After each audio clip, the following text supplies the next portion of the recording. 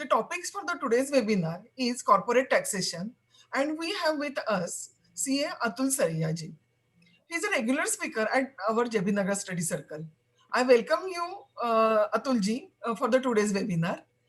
I request CA Kamal Dhanukaji to introduce the speaker.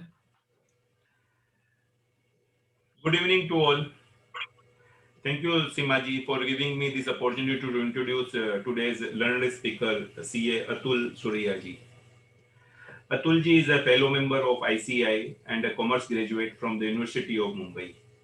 He was engaged as a GM taxation with Tata Chemicals Limited since 2009 and has superannuated in November 2020.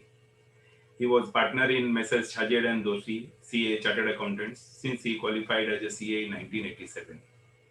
He is a senior tax professional with over 35 years of enriched experience with in-depth knowledge in Indian direct tax compliance, advisory, and litigation services.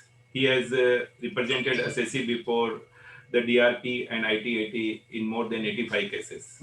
He was part of the team which took care of professional practice of the firm while Mr. S.P. Chhajer was away in Delhi as a vice president and then president of the ICI in 1999-2000.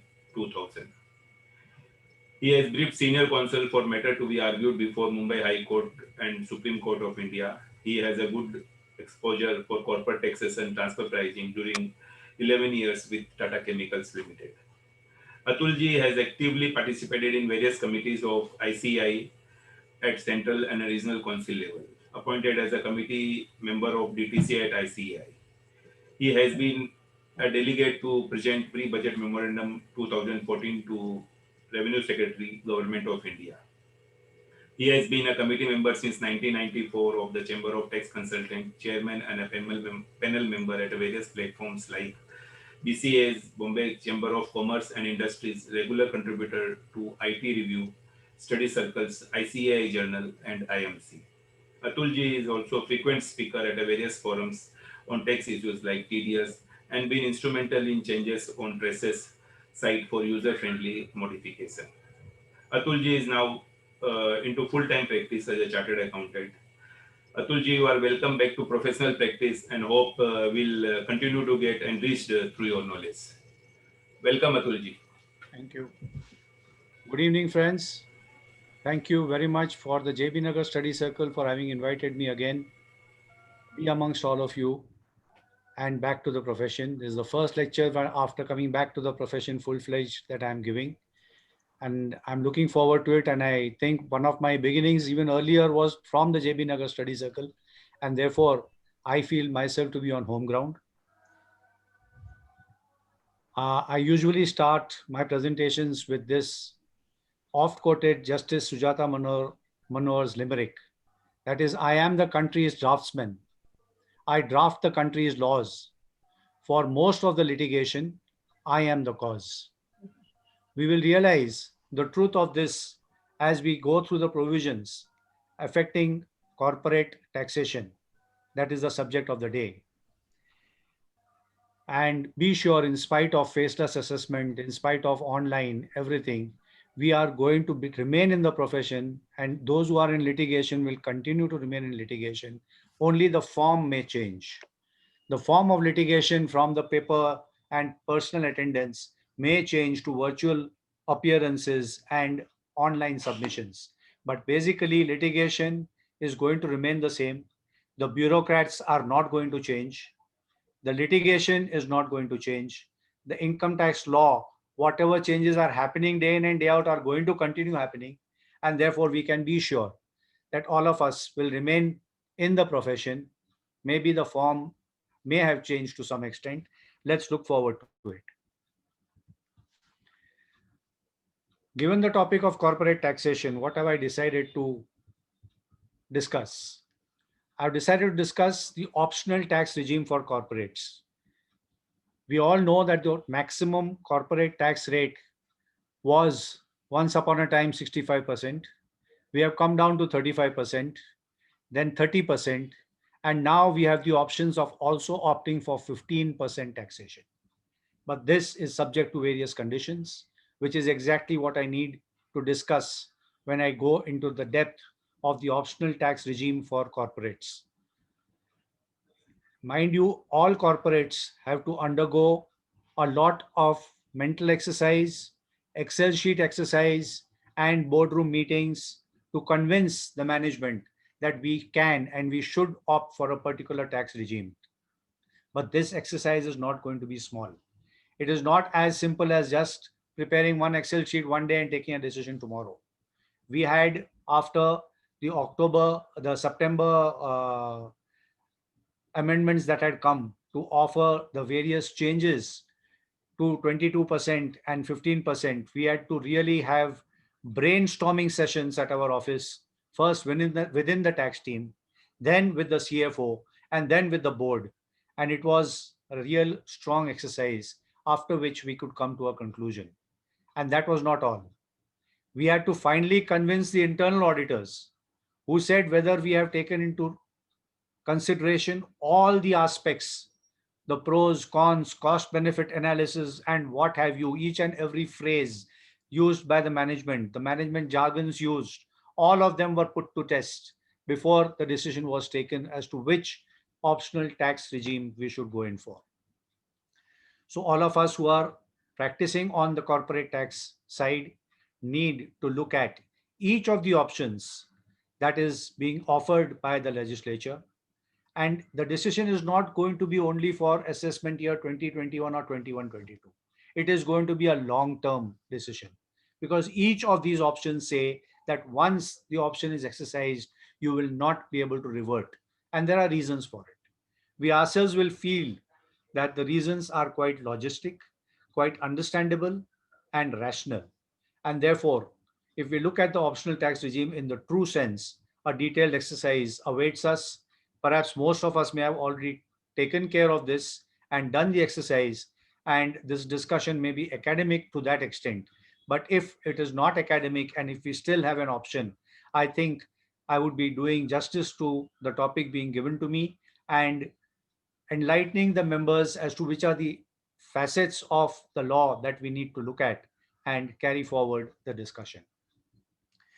Dividend has been a subject matter of change over the last 15 years, I would say. It used to be taxable 13 years back.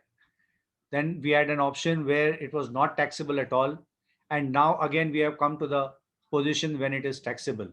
But not only dividend and what is declared at the AGM, but there are various other deemed dividend provisions where it touches upon the accounts and it touches upon whether or not a particular transaction can be deemed to be a dividend or not is a very gray area that we need to examine. And sometimes, especially the closely held companies, are caught unawares that their transactions of loans or advances are attracting the provisions of dividend, and therefore, and with dividend becoming taxable, that becomes a more onerous exercise which we need to take care of.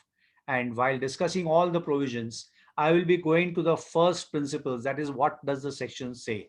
I am not going to discuss any case laws, be sure of that, because case laws is a matter after you have taken a decision, after you have taken a dispute on hand, and what the department has already come up with.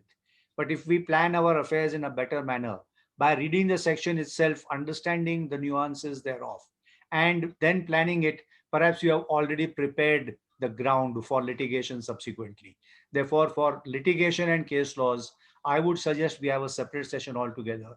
Today, I want to only discuss the first principles, as has been taught to me both by late Mr. S.P. Chajad and Mr. Dinesh Vyas, with whom I had a very close interaction in the last 8 years during corporate taxation. And both of them used to emphasize, Atul, please keep your case laws aside. We will discuss them afterwards, even in the preparation for the tribunal matters or for the litigation. Let us look at your disputes from the first principles. What does the section say? What does the act, rules, circulars say? From that point of view, if we are clear, then we can apply the case laws. This is one learning that I had, very strong learning from both the luminaries who have guided me and brought me to a position that I can talk before you. Third, I'm going to discuss a concept of demerger, a very important concept where, again, the basic provisions of the act itself, if they are understood correctly, then their accounting the reporting and the tax implication thereof without having to pay any tax can be understood perfectly. We have recently done this exercise at Tata Chemicals, and therefore I felt that sharing this knowledge would only help all the members also, because I know, having been in the profession earlier and then gone to the corporate life, we all don't get the same exposure that I was fortunate enough to have, and now putting it into practice before a larger audience like this. And JB Nagar Study Circle having been one of the biggest study circles and one of the most active study circles, Hello, I thought we would have definitely the Atul members sir. would be able to appreciate what exactly I'm trying to convey, and we can carry forward. Dividend having become taxable has also got the benefit for corporates of deduction under ATM. But having said that, and having seen the wordings of ATM, there are already many controversies that I can look at. I have prepared a case study which perhaps we may be able to go through and understand that the department will have to come out with many clarifications before we can administer or plan the ATM aspect and how it can be carried forward. Simaji had particularly asked me to cover the topic of the profession carried on by a corporate entity and the effect of Section 44 ADA. That is what I will touch upon in the end. We have covered the overview as to what I will be covering throughout the presentation, and we can move on to the next slide, which will straight come to the tax, to the items itself. The optional tax regime is the first topic that I intend discussing. And this will cover three particular sections. Section 115 BBA, which covered certain manufacturing companies. And this started from assessment year 17-18, when the 25% rate over the 30% rate was offered. It did not take off to the extent that the government wanted, and to the extent that the society, or to the extent that the economy would be able to support, because of the various conditions that we will be understanding, and why that difference between 30% and 25% was not attractive enough to forego the provisions of some of the deductions, reliefs, and benefits that were being granted to corporates. We will examine that in detail. And that brought us to the ordinance of 20th September 2019, which actually started giving the lower rate of tax. And there were two provisions that were brought in, that was 115 BAA and 115 BAB. Both these provisions we will have to examine in detail and understand what are the benefits that we have to forego to get the lower rate of tax. I'm sure by 30% to compared to 22% for all companies, domestic companies, is a big relief, and people had to undergo a lot of exercise. Even from September 19 till March 20, when it finally became the act, we could see that there were changes brought in by the draftsman, who has been very liberous with us, and he has helped us to go in for litigation, understand the provisions, re-understand the provisions, implement them, and finally present them before the tax authorities after whatever we have understood and whatever they have understood. So looking at those provisions in detail would be a good exercise for us to examine as we move on. The first section we will take up is 115 BA, though it is more academic in nature, but to understand the psyche of the department and how they progress towards giving us this benefit of lower tax, it needs to be understood in detail. And that will also help us appreciate the new provisions which are in force, because they have a lot of commonality between them. This was the first assessment year, as I said, was 17-18. It was at the option of the company, and the rate applicable was only 25% plus applicable surcharge and education cess. It required that the company be set up and registered after 1/4/2016. This was very important. Therefore, old companies could not take the benefit. It should not be engaged in any other business other than the business of manufacture or production of an article or thing, and the research in relation thereto, or distribution of an article or thing manufactured or produced by it. So I could not be producing cars and also having to start trading in something else which is not related to cars. If I was going in for cars, I had to have, the business would have to be in the same line. That was one important fundamental requirement of this section. And the option had to be exercised by filling up the form 10IB before the due date of filing the return of income. And once this exercise once this option was exercised, it could not be withdrawn. Now, why this condition was put, we have to understand the logic behind it, because we say, first of all, that these are domestic manufacturing companies. Once they are domestic manufacturing companies, they are prone to be both profit as well as loss making. In the initial years, you may have a loss, then you may have a profit. So if I have already incurred a loss at a higher rate of tax, and then having to set it off at a lower rate of tax would not be in the rational thinking or manner in which it would go on. And therefore, this whole concept was developed that once I exercise the option of going in for 25%, I cannot reverse to say, no, no, no, I will claim those deductions and things which you are not allowing me and go in for 30%. And then set off those losses of 25% against a 30% tax liability. This is the reason why the exercise of the option is not allowed to be withdrawn. This we need to understand fully before we proceed. Now, what are those items which we have to forego? That is most important. Manufacturing entities are entitled to various deductions and reliefs under Chapter 3 and Chapter 4 and Chapter 6A. All three are giving lots of reliefs. And therefore, if those reliefs are taken, then you stick on to 30%. If those reliefs are foregone, in particular, which are mentioned, if they are foregone, then you are allowed to go in for 25% rate of tax. Section 10AA, we all know, was the income of a unit from an SEZ, Special Economic Zone. The conditions specified therein. So if you're already into that, you are getting lots of benefits, because of which, if you actually see, your average rate of tax used to come down. Though your 30% rate of tax was applicable to the company, but the average rate used to come down because of the exemptions provided for Section 10AA on income from units under a SEZ. Similarly, we all know there was a provision for depreciation where new fixed assets, additions to fixed assets were, and particularly plant and machinery, if they were installed, you got an additional depreciation over and above the normal rate of depreciation. That additional depreciation would not be allowed if you want to go in for the lower rate of tax. The incentive of investment allowance for new plant and machinery between assessment year 14, 15 and 16, 17, if it is not absorbed and you wanted to carry it forward, definitely then that had to be withdrawn. So your earlier assessments were not impacted, but for 17, 18 onwards, that would have to be withdrawn. Of course, you will come to a question as to why a new company, when we are talking about, would have those years into question. But remember one thing, wherever the new provisions are providing for a new company, even the additions of plant and machinery that are made, all sections have always been holding that 80% has to be new and 20% can be old. And therefore, those old provisions, to whatever extent they can apply, this section has been kept into the statute book, so that the benefit, even for those 20% investment allowance, could not be taken if it has been done earlier and then brought forward over here from another company. Then we have section 32AD, where there was accelerated depreciation for units in notified backward areas. There were 4 states which were allowed this benefit, and those backward areas were notified.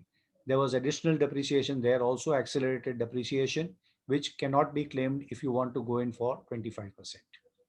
Then the tea, coffee, rubber development account, the benefits under section 33AB also could not be claimed if the lower rate of tax had to be resorted to. The site restoration fund of 33ABA, which also was a benefit given for manufacturing units, was sought to be withdrawn for the lower rate of tax. Then came the whole set of sections of R&D. Now, R&D is research and development. We all know till date, the incentive for R&D is a very important incentive given for large manufacturing units. And without R&D, many large manufacturing units cannot progress ahead. And they would not be able to carry out the innovations, the new products, all those things would not be possible. And therefore, the weighted deduction was provided for R&D under various subsections of section 35. In particular, section 35(1)(2) R&D expenses weighted deduction for payments to Research Association for Scientific Research in particular, that was allowed. That weighted deduction would not be allowed. Normal deduction of 100% would be allowed, but the weighted deduction would not be allowed.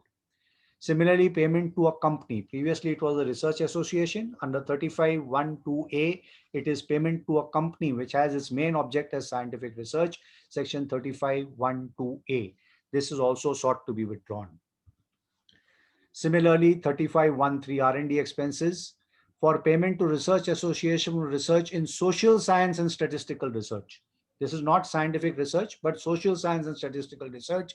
There was a weighted deduction. The payment was allowed. That has sought to be withdrawn. Then weighted deduction for payments to universities, IIT or approved scientific research institutes. That also had to be withdrawn and no weighted deduction allowed. The most popular was the in-house research and development weighted deduction, which is sought to be withdrawn. We were affected by this to a great extent. We had to withdraw our claims once we wanted to opt for the 22% under the new provisions, but a detailed exercise needs to be taken, because when you set up an in-house R&D unit, you have in mind all the benefits, and you have already carried out one exercise of the cost and benefit analysis. And when you have to withdraw that, your entire projections and provisions for getting those in-house R&D units approved, and first of all by our own board, and then by the Department of Scientific and Industrial Research, who have prescribed authority for giving recognition to a in-house R&D, which is allowed weighted deduction. Therefore, this whole exercise has to be reversed, and therefore we need to look at it before we opt for the lower tax. 35AC is expenditure on eligible projects and schemes. 35AD, any expenditure, including capital expenditure on specified business, that is infrastructure facility. We had fertilizer units for which we had new capex that was being employed, and therefore we had claimed the benefit of 35AD in the year in which it was introduced. If I'm not mistaken, assessment year 13-14. And therefore, if further we wanted to make further investments and we want to make the benefit of it, we would have to withdraw that. That again, a very detailed exercise to understand whether our original decision was correct, or our now the current decision of going in for the lower tax rate would be beneficial. That exercise needs to be carried out. We have 35CCC, weighted deduction on expenses related to agricultural extension project. This also a weighted deduction, and therefore it has its own nuances and benefits, which had to be changed in the light of the fact that the entire working of tax, advance tax, provision for tax, and tax liability would have to undergo change. So these are the provisions that had to undergo change, and we have to forego these benefits. The further benefits that had to be undergone was the weighted deduction on skill development project under 35CCD. Chapter 6A, deductions in respect of certain incomes. Now, this was the original provision only in respect of certain incomes. We all know chapter 6A deals with deductions, but there are 4 parts to it: A, B, C, and D. Now, this we need to keep in mind that C part is relating to income part. That is 80H to section 80TTB, except for one section, and that was expenditure on incremental employment. This has continued, and naturally so. No government would like to take up provisions where the benefits of employment are taken away. Depreciation would continue to be allowed at the regular prescribed rates. They are not disturbed. Of course, subject to the maximum limit of 40%. And all exclusions have to be opted for. I cannot say that I will cherry pick. I will take weighted chapter 6A deductions, but not the others. Or I will take weighted deduction for research and development, but not the others. That is not allowed. This was the basic scheme for assessment year 17-18. I think there's a fluctuation in my power. I will just have to hold for a minute. I will come back. Please hold on by switching on the inverter. So this brings us to the very first optional tax regime, and which has laid down the basic foundation for all further tax regimes and the new provisions that have come, which are effective assessment year 2021, which we are currently auditing, and we are in the process of filing the returns. And there also we will see that in spite of such a detailed exercise, the rate has reduced to a great extent, and that has benefited us. And we have come to a new rate of 22%. Now this, in contrast to the earlier section, is applicable to all domestic companies. So any activity, whether it is manufacturing, trading, providing service, or whatever activity. So all domestic companies are eligible to opt for this. However, the conditions required to be satisfied, we need to exercise at a proper level and see to it that we exercise those and file the procedural forms, exercise the option. So this came on 20th of September, that is after two installments of the advance tax for assessment year 2021 had already been paid. So when I've already paid tax at 30% in the first two installments, now exercising the option before the third installment of 15 December was to be paid was an exercise we had to take up immediately. And unfortunately, the provisions were not as clear as they stand today. The reason I will tell you is that the MAT companies were the worst affected. The provisions as they stood at that time in the ordinance were that MAT credit would not be allowed, but they did not say that MAT itself would not be applicable. That was a subject matter of debate and discussion at the time the ordinance came, and therefore, even for the December installment, whether MAT would be applied or not was a debate, was a question mark. And therefore, we had to keep in mind that the chances of attracting interest liability would be higher. Therefore, even the December installment, though it was contemplated to be paid at 22%, we had to keep a margin for the difference between the MAT rate, which was 18% at that time, and 22%, and then therefore whatever impact. At the same time, whether to forego all the provisions and the benefits or not was a conscious decision that had to be taken. A very detailed exercise and a challenge by itself. However, we could come over that by the time March came and the final provisions were at hand when MAT was totally removed for those companies which opted for Section 115 BAA. This goes to prove the point, as I said initially, that we need to examine the details of the provisions themselves before we look at precedents, before we look at case laws, before we look at other options available in case of litigation. So the detailed examination and study of the provisions themselves as applicable to the facts of your case is something that we need to constantly keep vigil of and go ahead accordingly. Now the provisions, what do they say? This is going to be applicable for all existing companies also. So even there was no date of incorporation that was important. Any activity, any domestic company could avail of 22%. But the option had to be exercised. And why? That if the company fails to satisfy the conditions of subsection 2, the concessional rate will not apply for the said year and all subsequent years. So after having exercised the option in year 1 for 2021, if I fail to satisfy, then all subsequent years I cannot. No doubt afterwards the clarification has come. In the subsequent years, again, if I have, then I can for the further years go in for 22%, but that is going to be a little area of debate and litigation. Therefore, we need to keep in mind a conscious call and decision needs to be taken once we say we want to go in for 22%. We have to file the form 10 IC before the due date of filing the return, and the option once exercised cannot be withdrawn.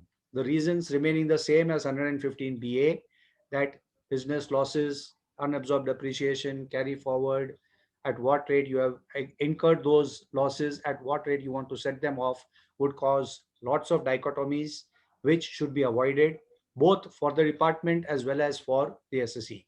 And therefore, once you go in for 22%, no reversal.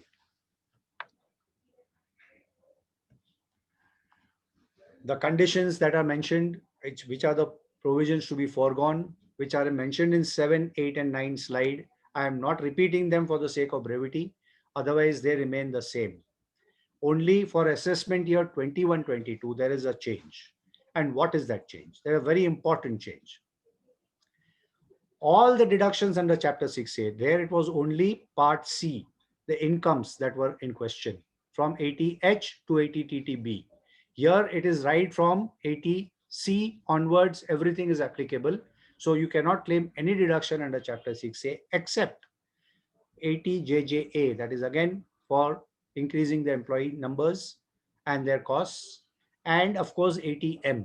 ATM has been brought back from assessment year 21-22 for corporates, and therefore the dividend distributed after having received dividend, that had to be set off, and only the net dividend would be taxed, and that is allowed to be continued. Special concessions of COVID-19 in the first quarter and their benefits in 2021 should be claimed. This is a very important aspect which we added only after our own experience while preparing the return for assessment year 2021. Even during the tax audit, this was not highlighted. This was not originally thought of. We had to, before the tax audit was signed, we had to draw the attention of our auditors that under Chapter 6A, for assessment year 2021, all the donations made even from April to June are eligible for the benefit for assessment year 2021, though they are made in 21-22. The condition being that it should not overlap, it should not, a double deduction should not be claimed. This was particularly pointed out by one of our team members, and we revised our Form 3CD in respect of Chapter 6A deductions and also the computation of income that was prepared. And this we need to keep in mind that in spite of the fact that these expenses are not incurred in that year, and that is the last chance when you can get the benefit, particularly ATG. Therefore, we claimed that ATG in assessment year 2021 for the donations made from April to June 2020 because of COVID and the special relaxation given by the government. So those of you who are still to file your returns or who have to still finalize your tax audits, may please keep this in mind and take the benefit thereof, especially if you are opting for the 22% in the next year. And even if you're opting for 22% in assessment year 2021, this is the last opportunity because next year onwards, the provision has changed. Its entire Chapter 6A is undergoing a change, is not going to be allowed, and therefore ATG also will not be allowed in the next year. The benefit also of CSR expenses and their eligibility under ATG, if they are applicable, if they are given to such trusts and benefits, also should be taken into consideration, though a debatable issue initially, but now I think it is settled that CSR expenses, if made towards trusts, donations, which are eligible for ATG, then you can claim the benefit under ATG, though the expenditure is disallowed, which otherwise also all donations are disallowed under the head business and profession. Then the claim for ATLA in respect of International Financial Service Center. That is a special provision that was granted that continues to be offered even under the new regime of 22%. It is not in the case of 25%, but it is allowed under 22% and therefore a special mention. And all of it has to be subject to the other deductions under 7, 8, and 9 slide, which we have discussed in detail a little earlier. Losses arising from the claim of the specified deductions and exemptions are not to be claimed. Therefore, if there was any additional depreciation in the latter part of the last year, in the last 180 days of the last year, and the other benefit has to be taken in this year, that will not be allowed in this particular year. That we need to keep in mind. Or whatever was unabsorbed over there because of these provisions, that will not be allowed in assessment year 2021 and onwards. This we need to keep in mind. Similarly, business losses or depreciation brought forward or carried forward from section 72A. This is taking over of sick units and getting their benefits. That will not be allowed to be set off if you are going in for 22%, because those may have arisen at the rate of 30% or 35%, and now you want to set it off against over here. That would not be allowed, and therefore it has been considered specifically not to consider the same. Depreciation of current year will be claimed and allowed at normal rates, prescribed rates directly. So no additional depreciation, no investment allowance, but normal depreciation allowed and carried forward. And what we discussed a little while earlier, MAT and MAT credit provisions shall not apply to such a company. Now, as it is, you are coming down to 22%. You are foregoing so many of the benefits that were otherwise available. And if you are going to be charged at 18%, though it was reduced to even to 15%, therefore, whether this claim of the MAT and MAT credit should be allowed to such a company was a matter of debate. And finally, it was decided that MAT provisions altogether will not apply to companies who are opting for 115BAA. A welcome change. To that extent, it reduces some of the confusions and litigations. But at the same time, it will have to be seen that if any of the conditions are violated and you go into 30%, then again, whether MAT will apply or not would be a question by itself. So the detailed exercise, what I referred to earlier, will have to be carried out.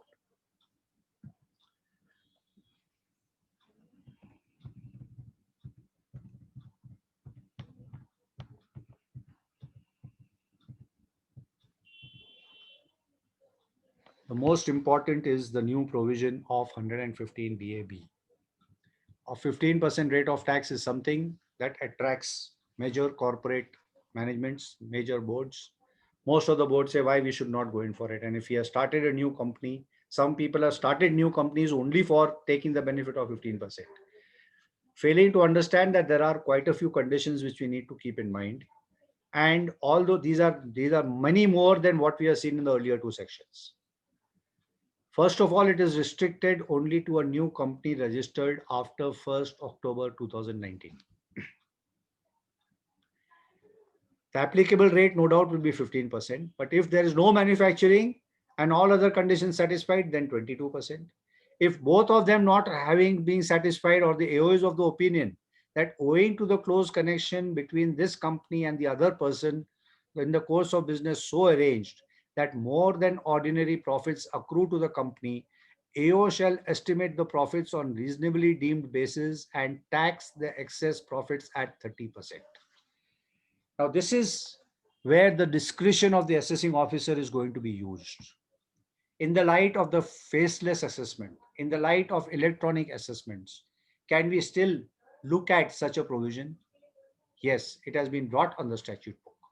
We need to keep in mind that the discretion of the assessing officer is still of paramount importance as far as this is concerned, and you bring back up to 30% the rate of tax applicable to such particular arrangements that have been made.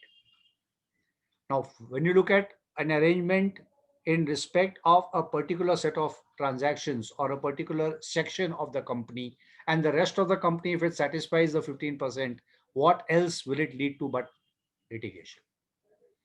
Therefore, the draftsman has taken care of us, and he has ensured that you and I have enough scope for carrying on litigation, carrying forward, whether it is faceless or not, whether it is electronic or virtual, whether it is physical or not.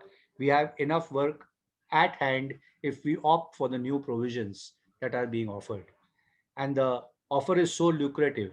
15% is a very low rate of tax, and therefore people who want to jump at it are definitely jumping at it. At the same time, short-term capital gains of the assets on which no depreciation is allowable will be charged at 22%. So in one particular section, you have as many as 4 different rates which have been specified already. This is as far as the rates are concerned. We need to look at the many more conditions that will follow, and that is going to be a challenge by itself. The further conditions that need to be satisfied are that the company has to be registered on or after 1st October 19, that we have already discussed, and the commencement of manufacturing or production of article or thing has to be before 31st March 2023. So I may even start a company in 2022 and opt for 15%, subject to other conditions, start manufacturing in 23 and get the benefit of 15%. But once I start the company, then definitely manufacturing will have to start, or at least my efforts will have to be shown. It may or may not be that I may fabricate all my machinery in the first year itself. So I may have a year in which there is no profit at all, and yet I have to exercise the option and accordingly march ahead. So I have to, my feasibility report and my forthcoming whatever plans I have to be so crystal clear that I'll be able to satisfy all those conditions and see to it that I can claim section 115 BAB to the fullest without any failure. There have been case laws where business generation of electricity, whether it is manufacturing or not, has been a dispute. In particular, this has been allowed under this section. Business of generation of electricity is permitted. Similarly, business should not be formed by splitting up or reconstruction of a business already in existence. Those of my friends who have already been in practice for several years and have been claiming deductions for manufacturing units right from the time of 1975 when 80H had come into play.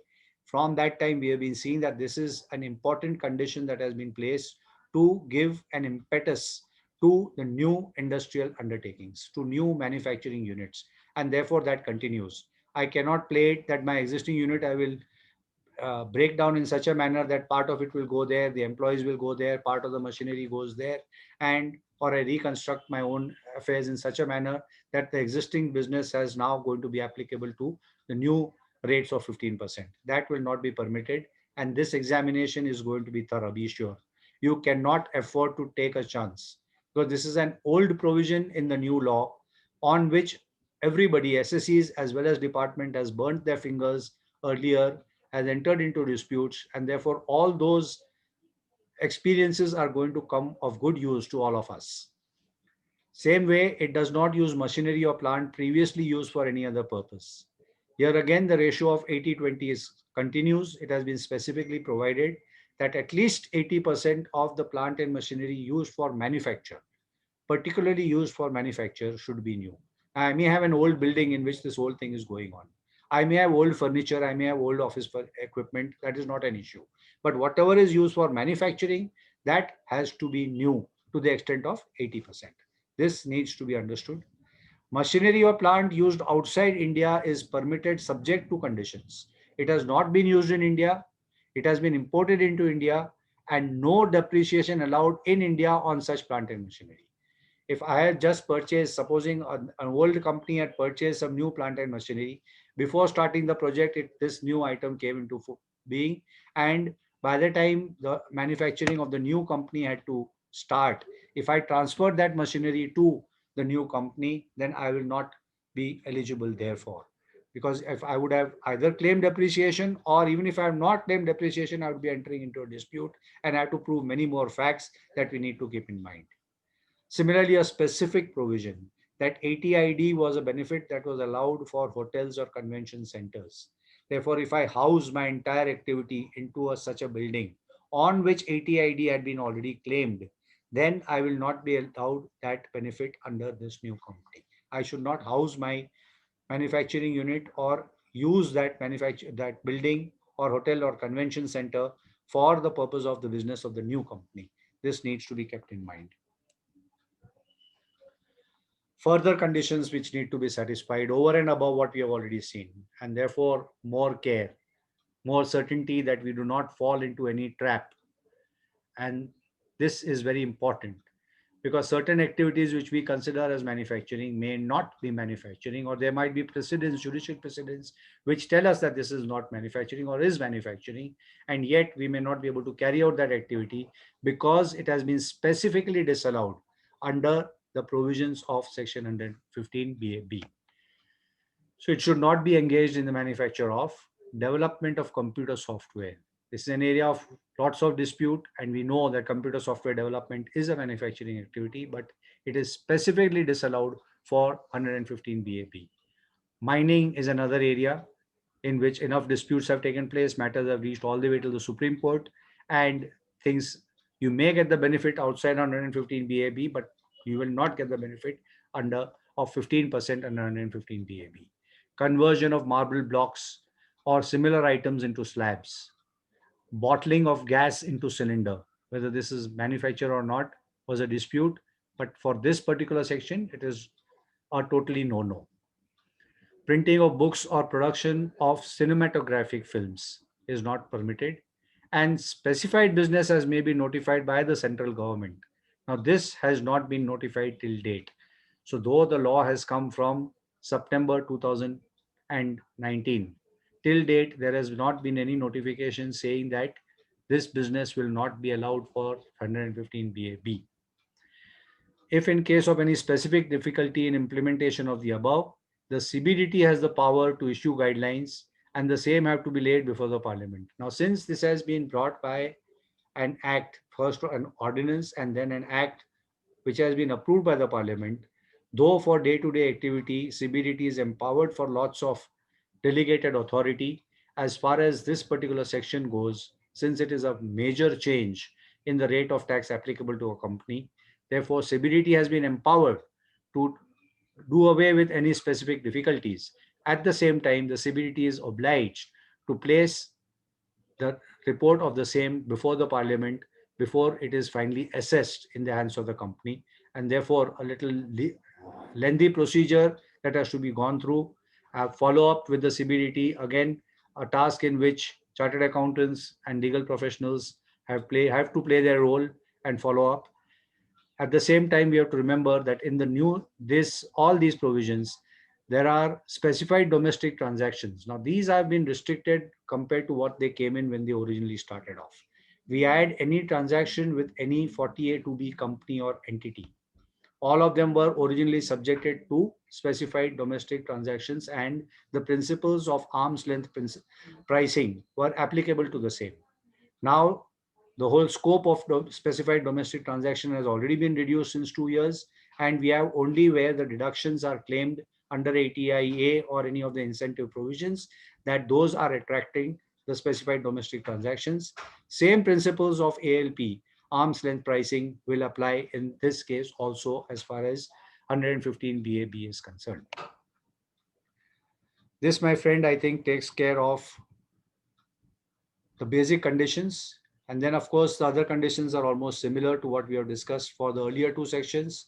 The form only undergoes a change, that is ATID as compared to ATIC and ATIB, again to be filed, but this is to be filed before the first return of income of this new company is filed. Here, I don't have an option of getting that exercise to be done down the line in the second or third year. I have to do it in the very first year when the return has to be filed.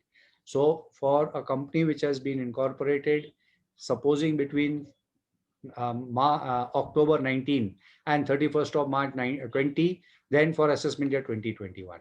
If the company has been incorporated after 1st March 20, but before the new next year ends, that is of 31st March 21, then for assessment year 21-22, the form 10 ID will have to be filed. And whether you have income or not, whether tax is payable or not, whatever the situation be, the 10 ID will have to be filed and accordingly carried forward. Claims mentioned under 7, 8, and 9 shall not be allowed. Again, no cherry picking. That same condition applies. For assessment year 2021, again, the options of Chapter 6A, the entire Chapter 6A, except ATJJ, AA, and ATM will be allowed, will not be allowed over there, and they will be allowed in respect of these two. Losses arising from the claim of specified deductions or exemptions are not to be claimed. Since this is a new company, they have not this thing, but at the same time, if for that 20% 72A is applicable, then to that extent, business losses or depreciation brought forward or carried forward from a 72A unit which has amalgamated will also not be allowed to be set off. Depreciation, normal rates that have been prescribed will be allowed. The additional depreciation or investment allowance deposits will not be allowed. This brings me to the end of the first section, that was optional tax regime for corporates. We will now take up dividend, which has got its own nuances and which we need to keep in mind. And this is applicable only to corporates. And therefore, we thought it necessary to discuss in detail what are the provisions of dividend. And dividend has been defined under section 2, subsection 22, where there are as many as 5 clauses, and there are many more exclusions again under that. Having read those in detail, we realize that lots of reading and implications have to be looked at, not only for closely held companies, but also for limited companies, also for companies having to go in for amalgamation, merger, demerger, because all of them have their nuances attached to the dividend definition itself, as well as the accounting treatment, and thereafter the tax treatment thereof. The most important concept that has been discussed throughout the definition of dividend is that of accumulated profits. We all know companies are allowed to retain their profits, not necessarily to distribute all their profits like partnership firms or others, and they have to carry forward the same in the balance sheet, and they normally do so to provide for their further activities. So all the profits that have been earned are not necessarily distributed to the shareholders. There are accumulated profits brought forward from earlier years, not only 1 year, but many more years. The concept of the P&L account and the reserves and surplus is not new to chartered accountants, which I don't need to discuss. They may be placed anywhere in the balance sheet. I mean, in their respective places, but they may be either in reserves and surplus or in accumulated profit, P&L account balance.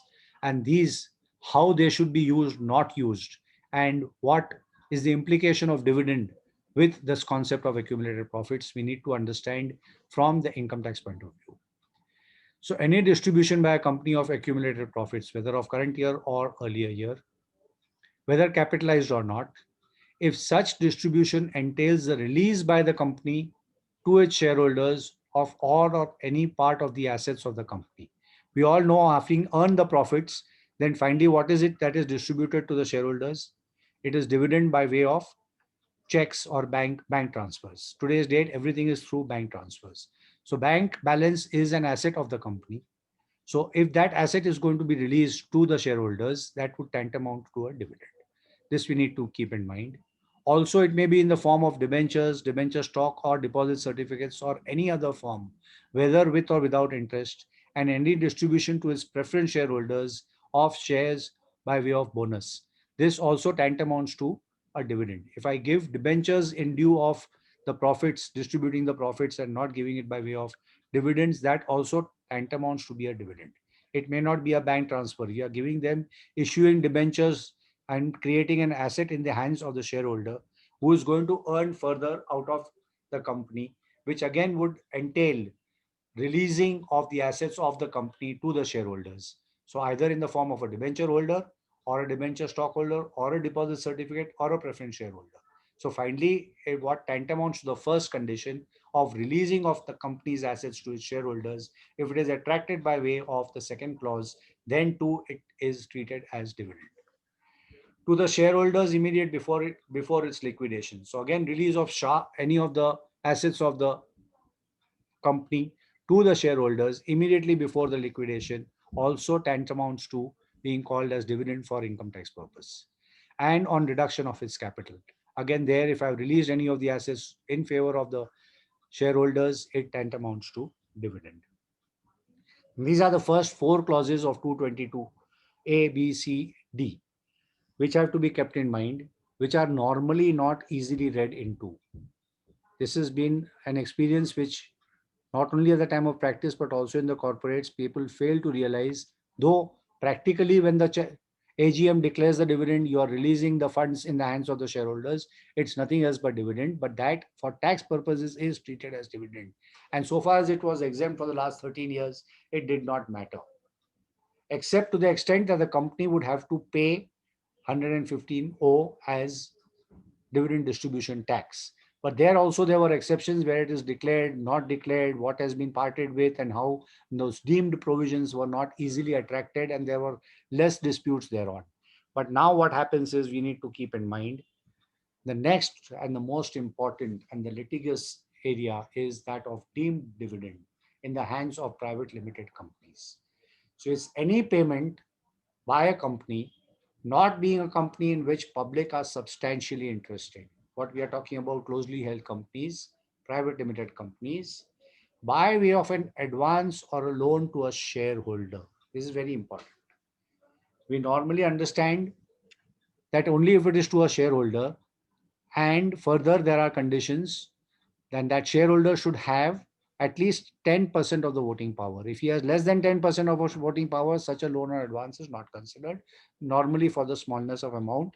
And that much liberty has been given by the legislature that the tax, that extent, neither the tax department is going to benefit, nor are the shareholders going to benefit so much that we need to consider them as a dividend and tax it thereon. But further, the complication arises where the loan or advance has been given to a concern in which such shareholder is a member or a partner in which he has substantial interest. Now, substantial interest has further been defined to mean 20% of the voting power. This is a very important thing. So first, it should be 10% that the shareholder who is involved, who is holding. Second, it should be that the concern to which the money is going should be where he has got substantial interest. So any benefit, that payment to such a company on behalf or for the individual benefit of such shareholder, to the extent to which in either case possesses again the concept of accumulated profits. Now, if a closely held company happens to give a loan, it is a loss-making concern, but for immediate necessity, it has to provide a loan. For some reason, it has got some excess funds and it parks those funds with any of the shareholders. If it does not have accumulated profits, it does not amount to a deemed dividend. This is a very important concept that we need to keep in mind, and all of it is subject to the limit of the accumulated profits. Now, given facts of each specific case, we would have to look at and examine to what extent this provision is directly attracted or not attracted. A very detailed examination, but for that, as I suggested earlier, more than moving to case laws, what we need to do is to sit down with a paper and pencil, not necessarily on the computer, and jot down who are the shareholders who are attracted, what is the loan transaction that is being taking place, and what is the final impact thereof, and for whose benefit this money is given, as compared to the accumulated profits that are lying in the company. All these four conditions, when they are totally looked at, plotted out, and shared for all decision makers, stakeholders in concern, and such documentation properly preserved would help at the time of assessment if there is a deemed dividend that is alleged by the assessing officer. It is not normal for any assessee himself to say that I have given this transaction which tantamounts to a deemed dividend. It is very rare you will come across. It is normally only when the assessing officer alleges that this sort of a condition arises. However, for the purpose of 115(o) and for the purpose of section 194, if these items are considered as dividend, then the obligation is on the taxpayer, on the assessee, to decide whether or not these provisions are attracted or not attracted. Therefore, this exercise has to be undertaken with a lot of caution, and if not only for the purpose of whether the amount will be treated as a dividend in the hands of the recipient, the question also arises, what are the obligations and compliance requirements in the hands of the corporate who is giving the loan?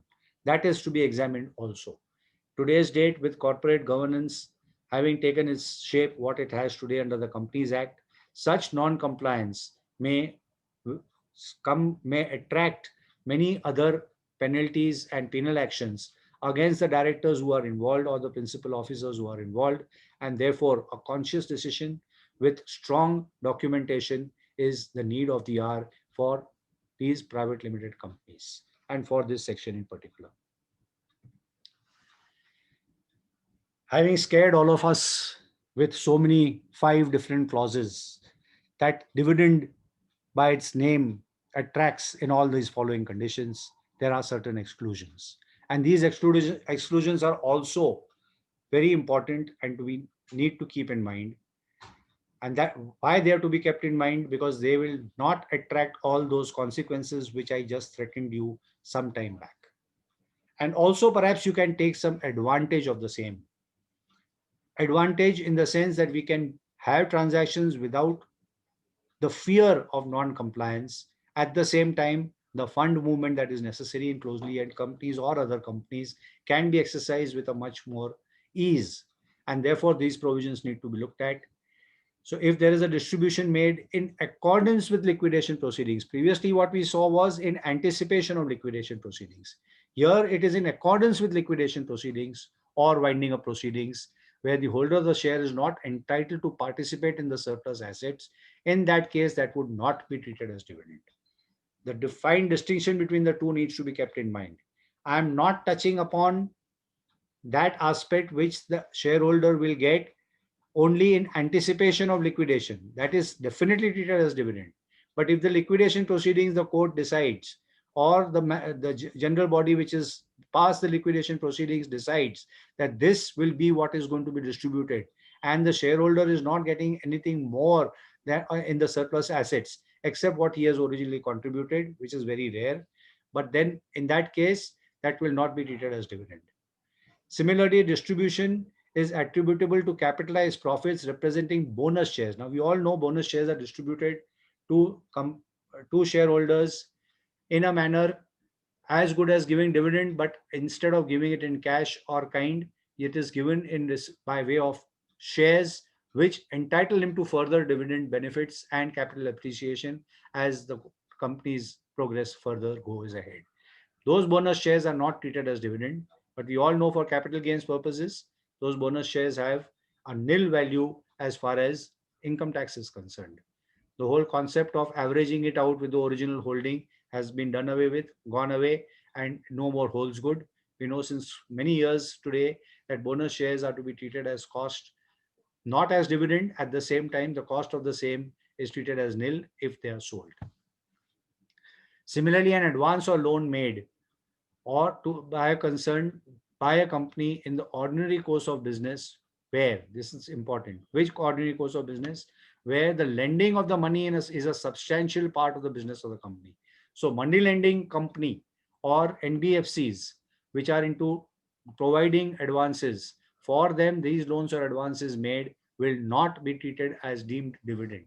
This needs to be kept in mind even if they are closely held companies, if they are into the business of money lending. That is most important, lending of money. So licenses, whatever value they have today, money lending license, approval by the NBFC, by the RBI, all those concepts need to be kept in mind before being able to convince the assessing officer that yes, I am in the lending money as a substantial part of my business. My memorandum articles also need to specify that you need to keep in mind and accordingly proceed ahead.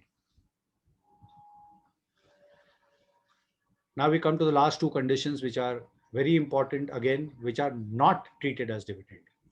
Any dividend which is paid, which is set off by the company against the whole or part of the sum previously paid by it and treated as a dividend. So if I've already had a transaction which was treated as a dividend, and now that is being repaid or is being set off, then again that will not be treated as a dividend. That we need to keep in mind, the specified condition and the 10% condition. If that condition has been already, I had circumvented that, that has been treated as a dividend. Now I'm repaying that loan. That will not be treated as a dividend. And last but not the least, and which is going to be very important, not only for the purpose of dividend, but also for the next topic that we are going to talk about, and that is demerger. A very important aspect was examined, because by the time the actual demerger was approved by the NCLT and the final transaction took place, our March balance sheet of March 20 had to be finalized. When now dividend is going to become taxable, is already become taxable, and therefore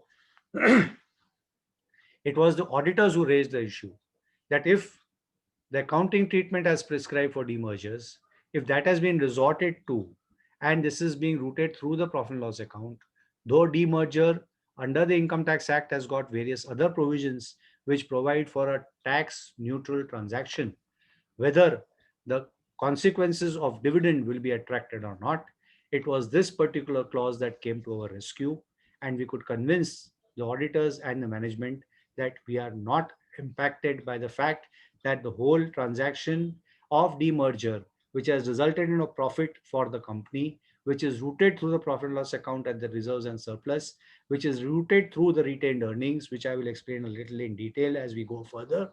Yet the provisions of dividend are not attracted, not by any other case law, not by any other circular, but by the plain reading of the act. And that is what has helped us convince the auditors as well as the management. And of course, whenever it comes 3 years down the line, 2 years down the line before the assessing officer, we will have to repeat the same. We already have this documented with us, and therefore that will help us in convincing the assessing officer that any distribution of shares pursuant to a demerger by a resulting company to its shareholders of a demerged company, whether or not there is a reduction of capital in the demerged company, is not treated as a dividend. A very important aspect which we need to really settle in our mind before we put it into application. But for that, we will have to undergo and understand the provisions of demerger, how they impact us, how a demerger takes place, especially for such companies, large companies, where demergers do take place, and their accounting, Ind AS having their own role to play, Companies Act having their own role to play, and therefore the balance sheet of both the demerged company as well as uh, the company which is parting with the unit, both of them are going to impact in their balance sheets, and therefore the assessing officer would be only too glad to take up the issue and examine whether there is a non-compliance or not. Therefore, let us go to the next topic of demerger in a little more detail. Again, I found that irrespective of what has been stated in various case laws and circulars and interpretations and commentaries, just merely going to the provisions of the Act in detail and emphasizing upon each of the portions that I have marked in bold, that helps us to convince, first of all, your own board, secondly, the internal auditors, thirdly, the statutory auditors, fourthly, your tax auditors, and finally, the assessing officer, that the tax treatment given by me for my company is above board. I have examined in detail all those aspects which lead to this decision that this is a tax neutral demerger. Now, what is a demerger? We have within the Act itself, Section 2, subsection 19AA, which talks about the transfer pursuant to a scheme of arrangement under sections 391 to 394 of the Companies Act 1956, which stands today also as it is, though 2013 has come into the statute book as far as corporate law is concerned. But all the same, the reference in the Income Tax Act still stays of 1956. And the provisions are almost akin. Therefore, I would not discuss more on that. But once the scheme is approved by the Companies Act and the NCLT, such a transfer by a demerged company of one or more of its undertakings. Now, undertaking is another concept which has been discussed in detail by the Income Tax Act within its own fold. And therefore, any other meaning of undertaking under any other act would not help me or would not to be required to be considered while I'm talking about undertakings in applying corporate law.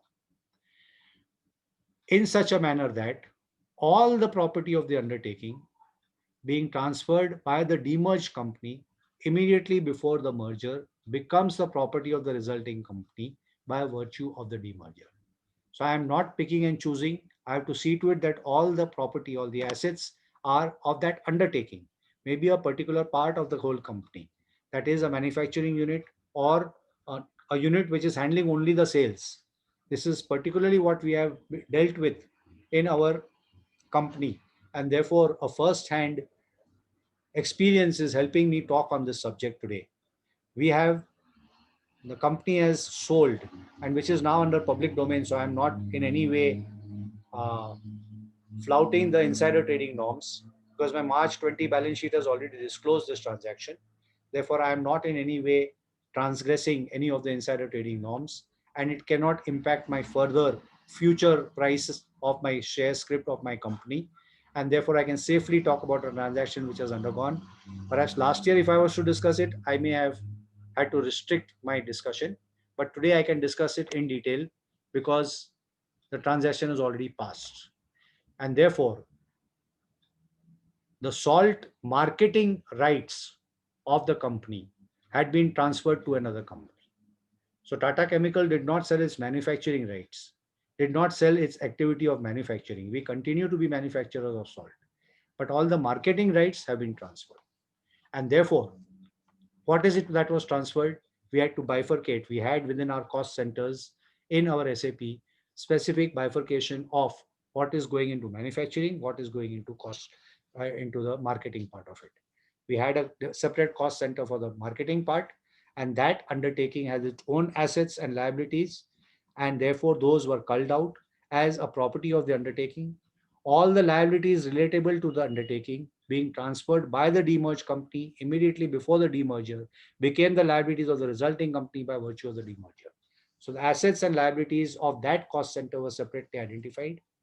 The property and the assets and liabilities of the undertaking or undertakings being transferred by the demerged company are transferred at values as appearing in the books of accounts immediately before the demerger in accordance with the Ind AS rules 2015. So I cannot alter what I have already entered in my books. I am not going to transfer those assets and liabilities at a different value. I will not get a revaluation of those particular assets and liabilities done. what I will definitely get valued, the valuation is what is the intellectual property or the intangible assets of that particular cost center, which I want to encash. That is what we definitely got valued. So the undertaking was valued. It was not the assets and liabilities. The undertaking was valued. And what was sold or what was demerged was that undertaking. This concept of undertaking needs to be understood fully well. It is that I, it is that set of assets, liabilities, and other things which allow and permit the new demerged entity to continue the business on a going concern. That is most important. One of the conditions is that the transfer of the undertaking is on a going concern basis. It does not have to wait for new assets to come in. It does not have to wait for new assets to be fabricated. It does not have, it may, that is different. But business can be continued as it is of that particular undertaking on the very next day. To be more specific, this whole entire exercise, it did take more than almost 12 months from conceptualization, from the effective date, which was originally decided. The appointed date and the effective date are two concepts which undergo into a merger or acquisition. So we had applied to the NCLT that we intend transferring this undertaking from the appointed date of 1st April 2019. By the time the entire process has gone through and the NCLT finally sanctions that yes, you may do so, having satisfied all these conditions, whether under the Income Tax Act or the Companies Act and whatever other acts that you may have, all those things are satisfied by the NCLT and they give the permission. That permission, when it is granted, it was 7th of February 2020. So the effective date of the transfer is 2020, but the appointed date was 1st April 2019. Therefore, all the profits and losses and activities that I did from 1st April 19 up to 7th of February has also to be transferred to the new entity, to the other company to which this entity is gone. Now, this is the concept of demerger that we need to understand fully well. The assessing officer definitely will consider whether each of these conditions have been satisfied, how the valuation has been done, how the entries in the books of accounts have been carried out, how it is a tax neutral or not a tax neutral transaction. All that aspect has now to be examined. First, the whole concept of demerger and what is an undertaking. This needs to be understood. Once this is understood, then we know the concept of demerged company, which means the company whose undertaking is transferred and pursuant to the demerger into the resulting company. So the company that has taken over all this salt manufacturing activity is the demerged company, which is Tata Consumer Products now, that has taken over all this activity from Tata Chemical Industries.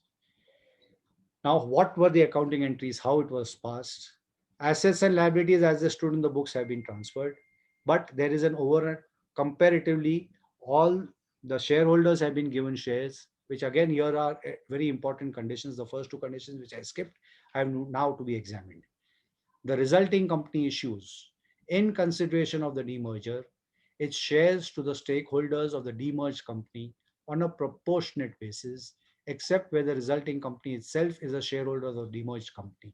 That was not the case in our case, and therefore we had the shareholders of Tata Chemicals Limited got new shares of Tata Consumer Products Limited. They were allotted those shares in the proportion that was decided as per the valuation report. And the shareholders holding not less than 3/4 in value of the shares of the demerged company, other than the shares already held therein immediately before the demerger or by a nominee for the resulting company or its subsidiary, became shareholders of the resulting company or the companies by virtue of the demerger. Now, a very important salient feature over this here is that there is no specified period of holding. It does say 3/4 of the shareholders should become the shareholders of the new this thing, no doubt about it. And they did become. However, there is provision in the Act also as to what will be the cost allocation when I'm a shareholder of the Tata Chemicals Limited and I've been allotted shares of Tata Consumer Products, how will my share of Tata Chemicals, the cost of acquisition, how it will be distributed? That is also there in the provisions of 47C and D, which have to be certified by the company that is demerging. So these concepts well in mind, we have now a clear idea that though the assets and liabilities have been transferred, the intangibles have been given its own value to determine what will be the shares to be allotted to the existing shareholders. That has been determined, and yet it is a tax neutral demerger. How? That is most important.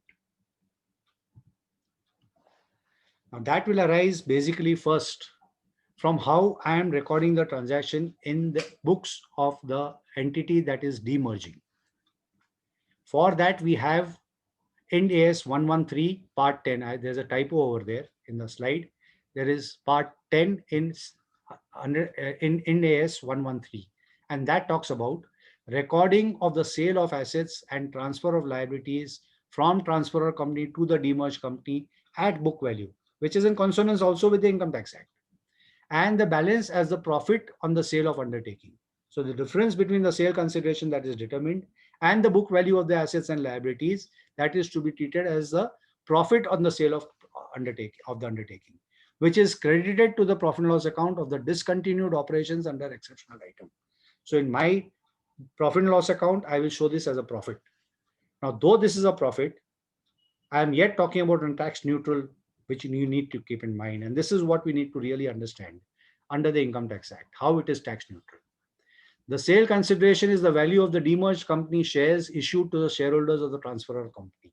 That is the total sale consideration, what the shareholders of my existing company are going to get. And the resultant profit after reduction of the transaction cost is to be transferred to retained earnings in the balance sheet, and an equivalent amount is subtracted as deemed distribution of dividend to the shareholders of the same, thereby nullifying the increase in accumulated reserves of the transferor company. So these are actually nothing else but offsetting entries in my balance sheet and profit and loss account. Now this adjustment will finally be reflected in statement of changes in equity. This is a concept which has been introduced in the Companies Act 2013, where in the shareholders equity holding itself, there we have the statement of changes in equity, which is finally, this is what the profit over there goes. And how this has to be reflected, finally, we will come to in the next slide. Now, the resulting company will which issues in consideration of its demerger, its shares to the shareholders of the demerged company on a proportionate basis. Sorry. So this accounting treatment mentioned in the slide number 21 will lead to the following income tax issues. First of all, why do I say that in spite of the fact there's a profit in the profit and loss account, it is not to be treated as taxable? We have section 47, which talks about which are those transactions which will not be treated as transfer for the purpose of section 45. 45 we know defines transfer for the purpose of capital gains. Here it says very clearly, any transfer in a demerger, subclause 6B of section 47 says, any transfer in a demerger of a capital asset by the demerged company to the resulting company, if the resulting company is an Indian company. So once I'm an Indian company, I've distributed these shares in because of the demerger, they go out and they are not taxed, they are not treated as a part of my taxable income. This is the very first point that has come. Here, this clause was inserted by 1st April 2000, year 2000. Here also is important, which is a relevant issue. Along with the concept of demerger and transfer of undertaking is the concept of slump sale. Slump sale prior to 1/4/2000 was treated as a capital receipt in the hands of the company. It was only when section 50 capital B was introduced in the Income Tax Act, that was again from 1/4/2000, that a major change took place, and the assets and liabilities, if held for more than 36 months, any of them, then it was a long-term capital gain, and slump sale was defined and brought to tax by introduction of section 50B. This also needs to be kept in mind because it has its own history and background. where the undertaking is transferred and yet not brought to tax. But if it was by way of a slump sale, definitely it would have been taxable as a long-term capital gain. But because it is by way of a demerger, where the shares are transferred and no cash transaction takes place, this is not treated as a taxable capital gain. Next, we come to what has entered my P&L account as a profit. It has been excluded because of 47(6)(b). How does it get impacted as far as MAT is concerned? MAT, I would say, would have been attracted otherwise, because we know in MAT, we say P&L account, whatever is the profit, plus or minus those adjustments, whatever is mentioned in 115 JB, and final book profit determined, 18% thereof tax straight away. If compared to the regular provision of the Act, then if it is higher, it is to be paid under MAT. If it is lower, then regular tax has to be paid. We are well aware of this concept. But what this plus and minus has to do from my balance sheet is important, because Section 115 JB, subclause 2A clearly states that for a company whose financial statements are drawn in compliance with the Ind AS specified in annexure to the Companies Act, the book profit is to be computed in accordance with explanation 1 to subsection 2 shall be further, and there are 4 clauses there, reduced by, and that reduced by, decreased by, the clause D says decreased by all amounts or aggregate of the amounts credited to the profit and loss account on distribution of non-cash assets to the shareholders in a demerger in accordance with Appendix A of the Indian Accounting Standards. That is what it comes to. And therefore, whatever shares are being transferred over there, because of that, what profit is reflected in the transferor company is not to be included for MAT purposes. This was the second important clause that we had to keep in mind while deciding that it is a tax neutral demerger.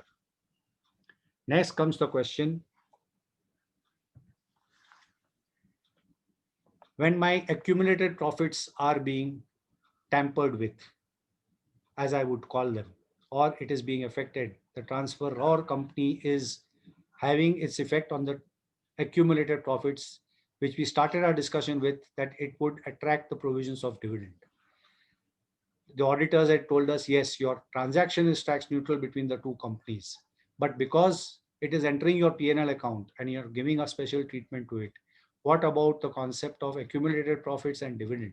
This was again a question raised, for which of course they had the answer, but they would definitely, their auditors, they would hold back till they are clear whether the company is also clear as to what they want to give the tax treatment thereof. And therefore it came out that, as discussed in slide 18, the definition of dividend does not cover the distribution of shares of a demerged company on the demerger of an undertaking. So once dividend is not attracted, neither is DDT nor TDS under 194 attracted. This we need to keep in mind. So from after all the exercise, my shareholders have become richer by the shares of the new company. The company has got neither profit nor loss. And finally, both the shareholders have definitely benefited. The only person who has not benefited from the whole transaction is the tax department. This is what we can benefit by studying the provisions of the Act itself. Further, as far as case laws are concerned, I have always one stand to take. I remember very clearly when I was preparing for some of the cases that we were fighting in the tribunal and the High Court and the Supreme Court. One of my colleagues had asked me, you study such a lot for the case laws. Supposing there is no case law, or you don't come across one case law, then what is the outcome? I had only one answer to give to him, and that was, then I will become the case law. I will see to it that my facts of my case become the case law. And that is exactly what perhaps this will be tested. Though this seems to have been already tested in various other cases, because we are not the first demerger in the country. There have been various demergers. We have tried to resource from each of them, whether the accounting treatment, interpretation, or how they have carried out the whole scheme. At the same time, I'm sure when it comes to the assessment, the assessing officer will try to give a different angle, try to treat it as something independent of what has been done earlier. And if the assessing officer fails, the commissioner is waiting for his 263 orders or a reopening, all of which are going to keep us busy. So be sure that once you have documented whatever you have discussed so far, in the light of the facts while finalizing your balance sheet or financial statements. This will be of very great use at the time of assessment and appeals thereafter. This brings me to, I think time wise, I'm still okay. Last two topics which I need to discuss and which I plan to discuss. Of course, in corporate taxation, I've learned one thing: there is enough and enough and enough to be discussed, to be learned, and I will still learn much more, I'm sure. But at the same time, since I had decided these 5 topics within 2 hours to be covered and do justice to all my friends at the JB Nagar Study Circle, I will deal with the next 2 topics, that is ATM. We said earlier that for 13 years, dividend was not taxable, and now it is taxable from 1st April 2000 onwards. So for assessment year 21-22, it is taxable. Our companies have already undergone their AGMs, most of them. Still, some of them have got extensions further, in which, of course, but listed companies, I think most of them have already undergone their AGMs. And the large companies which matter, where dividend is of paramount importance. Now, once dividend is declared, it is taxable. The entire exercise of TDS on dividends was another huge exercise for which I think we can have a separate discussion altogether. And it's not simple. Let me tell you, it is not simple, especially in large organizations where the number of shareholders run into perhaps thousands and lakhs. In that case, carrying out this exercise of dividend TDS is a huge chapter with residents, non-residents, people with small shareholdings, large shareholdings. However, in the hands of the company that has received a dividend, whether it is taxable or not, this is subject to section ATM, a very important section which was there on the statute book all the while, but since dividend was not taxable, it has not been active. Now this section again becomes active, and that is very important, like 194. So it becomes active and helps us in administering and advising the corporate boards as to what is the implication of receiving dividend which is otherwise taxable, how best we can avoid the tax to be paid thereon, and what are the implications thereof we as advisors, tax practitioners, auditors will have to examine in detail, because it is not as simple as it looks. It is a very simple section. The entire section has been reproduced before you, but the implications thereof, which I will come to in the case study in the next slide, will set all of you a thinking. I'm sure some of you would have already done this exercise, examined it in detail, and for those of you who have not, it will open your eyes to what is in store for you, especially where you have foreign holdings also and you're getting dividends from abroad also. Here, where the gross total income of a domestic company, ATM applies only to domestic companies. First thing that we need to be very clear about. Secondly, it includes any income by way of dividends. Dividends we have discussed in detail from any other domestic company or a foreign company. So if I'm getting dividends from a foreign company, I happen to belong to a group which has outbound foreign companies. So we have gone abroad and we have invested into companies. So we are getting dividends from them, which I think, of course, for the nation is something very prestigious. And we know the group that I come from has been doing such activities. So we have got dividends from abroad, and we have got from our own subsidiaries in India, some domestic, some dividends. We can also get a deduction of the amount equal to so much of the amount of income by way of dividends received, as it does not exceed the amount distributed by it before the due date. So if I distribute to my shareholders dividend, again in turn, then what I have to see is how much I have received and how much I have given, and accordingly the dividend will be taxed. If I'm giving out much more than I have received, then I don't need to pay tax on the dividend received by me. But if I am paying out less than what I have received, supposing my activity of investment is so large that I get, and all my foreign entities as well as subsidiaries are so profit making that I get huge dividends as compared to my manufacturing activity, which gives me less profit to give as to my shareholders, then I may have to consider giving a lower part to my shareholders, which normally is not found in many cases, but yet if it is found, then we need to look at it. And therefore I have to distribute that dividend before the due date of my filing of my return. This is what the provision says.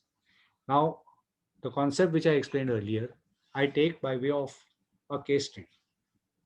If I have received from an Indian company dividend of 80 rupees, on which 10% TDS has been done, and from a foreign company I received 20 rupees and 2 rupees TDS has been done, what will be the tax implication thereof? I have distributed 150 rupees as my profit, as from my profits as dividend. Therefore, the deduction under ATM will be 100, because what is taxable is 100. I have received 100. I am paying 100. I am paying 100. Though I am paying 150, therefore I am distributing more than I have received. So there is no taxable dividend in my hand. However, what is important is what will be the position as far as the TDS on such dividends is concerned. As far as Indian companies dividend is concerned, though there is no taxable dividend in my hand, that as per section 80AB is allowable to me for getting the credit. That will not be restricted. That will not, because that is treated as income subjected to the deduction, and therefore it is okay. However, as far as foreign dividend is concerned, most of the DTAAs say that you can get credit for taxes paid abroad, provided the tax has been paid in the company, in the country in which you are being taxed. So being an Indian company, a domestic company, I will be taxed in India. But am I being taxed for the foreign dividend that I have received? No, I am not being taxed for that.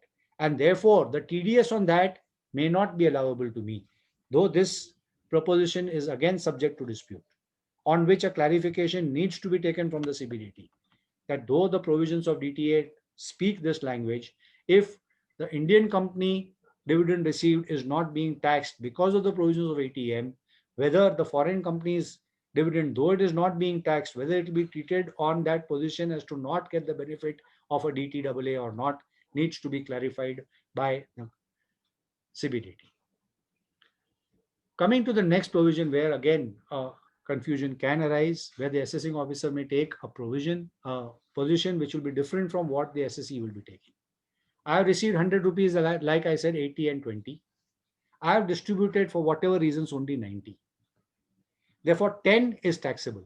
Now, this 10 is taxable out of foreign dividend or for Indian dividend, because the rate of tax for each is different. Foreign dividends, we all know, is 115 BBD, which is taxed at 15%. But what happens to the Indian dividend, which is taxable otherwise at the full rate, which may be 22% or 30% or whatever rate it may be? So whether I will get this taxed 10 rupees taxed at the Indian rate or at the foreign rate, that is a dispute which has not been settled, which the department needs to clarify. Here I may create that analogy where previously we had depreciation, brought forward depreciation, business loss, brought forward business loss, investment allowance, brought forward investment allowance. The department had in the act itself, they had laid down a proposition as to what would be the sequence of set off of each of them. A similar exercise needs to be done for ATM as to what would be the sequence of set off. If there are different rates of receipts and the set off, and finally what is being taxed, if it is net of the difference, then how it will be proportionate has to be decided. Last example is still a further sob story, where it is distribution is only 70 rupees, whereas I have received 100 rupees, 80 and 20. So now whether 70 rupees exemption will be allowed and 30 will be taxed out of foreign dividend or out of Indian dividend, which are again subjected to different rates of tax. I as the assessee, I as the consultant, I as the auditor may take a stand that the most beneficial, in the absence of any specific provision, the benefit should go to the assessee. Whether the assessing officer and the department will accept it or not is a question by itself. And it is subjected to, of course, it has gone in the pre-budget memorandum also to clarify the situation, even at the cost of creating awareness in the department or educating them. But if this awareness doesn't come in time, then perhaps at the time of assessment, it may raise to various other issues, which I'm sure all of us are not waiting for. But of course, if it comes, then we are prepared for the litigation. It will fetch our fees to us and we'll be happy about it. So this also we need to keep in mind, that the changes, however small they may be, ATM being brought back, dividend being taxable, and foreign dividends also getting their benefit, how it should be impacted is a large area of dispute as well as mental exercise. Again, the documentation at the time of finalizing your accounts. What is the stand taken should be very important, and that will also help at the time of filing your return and fighting the case when it comes up before the assessing officer, so that there is consistency in the stand and that is not deviated upon at the time of final assessment and appeals. I'm not too sure whether I've gone into much more detail than what was expected, but at the same time, I do feel that these are aspects which we have been dealing in and day out as corporate executives. And if perhaps only the large firms are going to get exposure to this, then the smaller firms will never become large firms, and therefore all chartered accountants should get the benefit. That's what I thought, and I shared with you. Last but not the least is the profession carried on by the corporate entity and the effect on Section 44 ADA. This is Seemaji's specific request, and I thought definitely it is worth undertaking, though I am not much directly involved since last 11 years in such items, but all the same, a good academic exercise for me to go through and express my views and the issues that may arise. I don't have ready-made answers. Let me tell you honestly, I don't have ready-made answers. At the same time, yes, we should look at what are the provisions first, as we all did for all the other sections. We go through the provisions and then examine the issues, which also I have listed in my next slide. So it says, notwithstanding anything contained in section 28 to 43C. Here the scope is much wider. So remember, below the sections are 30 to 38. Here we are 28 to 43. So the entire head of business and promotion is coming in, notwithstanding anything contained therein. In the case of an SSE, it's not individual, it is not HUF, it is not non-corporate SSE. It is a question of an SSE. So I believe a company is also covered. Being resident in India. So again, resident companies, domestic companies are all covered. Who is engaged in the profession referred to in subsection 1 of section 44A. We all know there are specified 44A specified professions, accountancy, architecture, whatnot, all medical, all those put together. And if this activity is carried on by the corporate entity, subject to the other conditions, whether or not I can go in for this presumptive tax or I go in for the regular tax is a question that has been raised. Let us examine. Whose total gross receipts do not exceed 50 lakhs. Now, this 50 lakhs limit for me, for a company carrying on this activity, according to me, is too low. However, since the question has been raised, I'm sure Seemaji and other practitioners would have good enough reason to ask this question, and therefore there could be a professional firm which has got receipts which is less than 50 lakhs and yet carrying on the activity in a corporate form. A sum equal to 50% of the total gross receipts of the SSE in the previous year on account of such profession, or as the case may be, a sum higher than the aforesaid sum claimed to have been earned by the SSE shall be deemed to be the profits and gains of such profession chargeable to tax under profits and gains of business or profession. The deductions allowable under the provisions of 30 to 38, here it's restricting to 38, remember this, shall for the purpose of subsection 1 be deemed to have been already given effect to. So a partnership form 40B, remuneration to partners would still be allowed. There's no doubt about that. But we are talking about corporates. Now corporates, the director's remuneration falls within 30 to 38. There's no doubt about it. And therefore that would go there. Now, what is important from corporate point of view? How do we look at it? Number one is the size, no doubt about it. I still stand by that, whether or not how many of you will fall in it. And if you do happen to fall in it, further, the written down value of the assets used for the business and profession shall be calculated as if the asset has been claimed and actually allowed. So I don't need to strictly prepare the depreciation schedule as per Income Tax Act. At the same time, for my own calculation purpose, it would be benefited because in the first 2 years, supposing I'm covered by 44 ADA, but in the third year I happen to go to 44 AB, then what will be my opening balance written down value would be a question, and therefore it's better I maintain it. I may not have to produce it. It is deemed to have been allowed to me, though I have not made a specific claim. Secondly, an SSE who claims that his profits and gains from the profession are lower than the profits and gains specified in subsection 1 and whose total income exceeds the maximum amount which is not chargeable to tax shall be required to keep and maintain such books of accounts and other documents as required under subsection 1 of 44A and get them audited and furnish a report of such audit required under 44AB. This concept we already know, that if it is taxable and it is below the threshold limit or the percentage that has been mentioned, 50% above, then it is subjected to tax audit. That there is no doubt, and that tax audit would be under 44AB. That there is no doubt about. What is important here is that my requirement of maintenance of books is required for this section only if it is lower. I am not required to maintain my books of accounts otherwise if I am going in for 44 ADA. But as a corporate entity, what happens to me? This is the relevant question that we need to understand. Can a corporate entity fall within the provisions of this section? I've already answered that, and SSE, so it does fall. However, now can a corporate entity claim that no books of accounts have been maintained for tax purpose, but under the Companies Act, these are duly audited? That would be a question by itself. And whether the assessing officer would be right in asking for those books of accounts which are maintained under the Companies Act. Though for Income Tax Act, I am not required to maintain. Similarly, cost-wise, how effective it is for a corporate entity with that turnover to survive, that is a question by itself. And whether there is any legal bar for a company to fall within the provisions of 44 ADA. According to me, no, there is no legal bar. The provisions don't call for it, that I cannot fall. Practically how it happens will have to be seen. At the same time, you will be running the risk in, first of all, the audit itself, you'll have to show that the books of accounts are maintained. And if the books of accounts are maintained, then whether the profits are higher or lower will have to be quantified. And what impact it will have on the assessment will be a question by itself. If they are higher than 50%, there is no difficulty. They are equal to 50%, there is no difficulty. If they are lower than 50%, you have maintained the books. Again, there will be no difficulty. It is in your own interest that you get it audited. As it is, you're getting it audited under the Companies Act. You'll get it audited under the Income Tax Act. The report will have to be added under 44AB as been mentioned, and accordingly it will safeguard you if you are carrying out the audit.